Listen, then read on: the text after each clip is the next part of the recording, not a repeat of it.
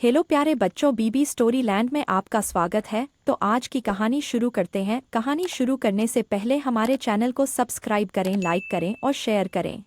एक बार की बात है, हरे भरे जंगल के किनारे एक छोटे से गांव में मिस्टर विलियम्स नाम का एक दयालु जूता बनाने वाला रहता था। उसकी एक छोटी सी दुकान थी जिसमें बड़े करीने से बने जूतों की कतारें लगी हुई थीं। हर जोड़ी उसके कौशल और देखभाल को दर्शाती थी।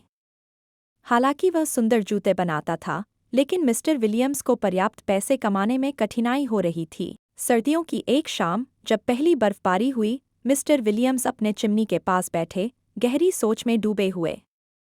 उन्होंने अपने पास बचे हुए चमड़े के कुछ टुकड़ों को देखा और आह भरी।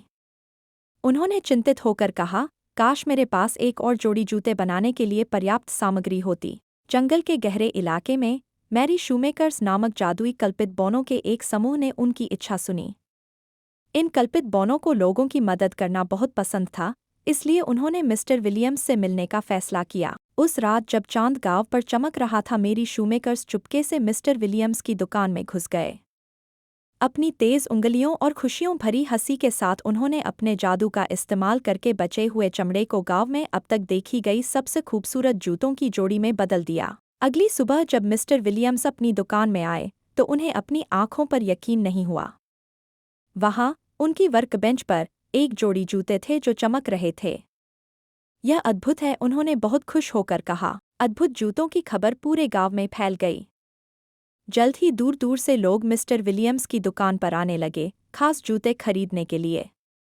हर बिक्री के साथ मिस्टर विलियम्स की किस्मत बदल गई और उनकी दुकान में चहल पहल बढ़ गई। हालांकि मिस्टर विलियम्स को यह जानने की उत्सुकता थी कि जूते कैसे बनाए गए थे। वह यह पता लगाना चाहता था कि उसकी मदद कौन कर रहा था, इसलिए उसने जागते रहने और उन्हें ऐसा करते हुए पकड़ने का फैसला किया। कई रातों तक मिस्टर विलियम्स अपनी दुकान में छिपकर देखते रहे, लेकिन मैरी शूमेकर्स बहुत चालाक थे। उन्हें पता था कि वह वहाँ है और उन्होंने खुद को दिखाने का फैसला किया। एक रात जब श्री विलियम्स सोने का नाटक कर रहे थे, उन्होंने हल्की हंसी सुनी और एक हल्की रोशनी देखी। उन्होंने आश्चर्य से अपनी आंखें मलीं जब मैरी शूमेकर्स प्रकट हुए। उनके छोटे छोटे रूप चमक रहे थे।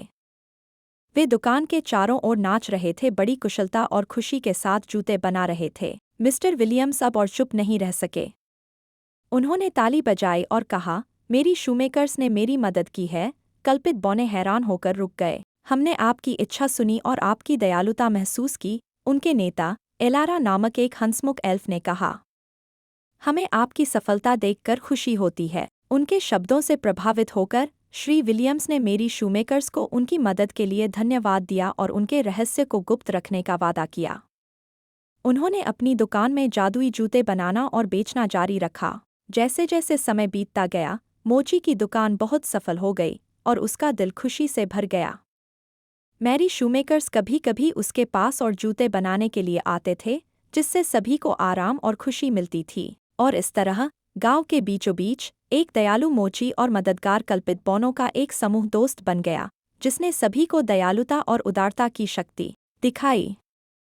मीरा शूमेकर्स की कहानी पीढ़ी दर पीढ़ी सुनाई जाती थी, और जब भी जूतों की एक जोड़ी एक विशेष रोशनी से चमकती थी, तो लोग जानते थे कि मीरा शूमेकर्स वहाँ थे। जैसे ही चांद रात के आसमान में ऊपर चढ़ा, गांव को रोशन कर दिया, मिस्टर विलियम्स ने अपनी दुकान बंद कर दी और अपनी आरामदायक झोपड़ी में चले गए।